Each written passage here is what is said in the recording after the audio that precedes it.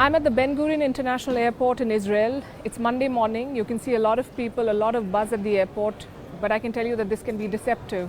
It feels like any other day, but it's anything but. This is a country at war. And when war breaks out, you see a lot of action at airports invariably because there are two sets of people. There are huge crowds trying to leave a war zone. And then there are two sets of people who are trying to pour in, who line up to enter a war zone. These are journalists and soldiers. And the flight that we took this morning was packed with both. We spoke to some of our co-passengers. The journalists have come from various parts of the world. They're trying to capture the situation in Israel and trying to make sense of the conflict that is escalating by the hour. The Israeli citizens are basically members of the reservist force. Their country is at war and they're reporting for duty.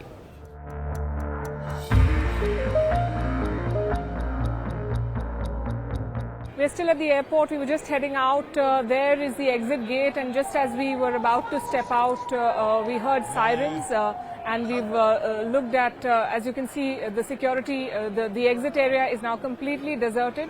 The people who left the airport premises have walked back inside. They've rushed back inside after the sirens sounded, and we've seen alerts from the IDF, that is the Israeli Defense Forces, and they've said that sirens have been sounded in central Israel.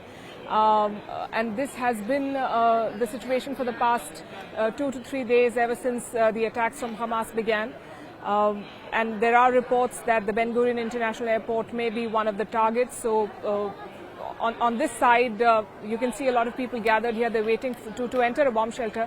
And as we landed at the airport, we saw multiple signs pointing people towards a bomb shelter. No one's taking chances with their security at this point, given the fact that their country is at war.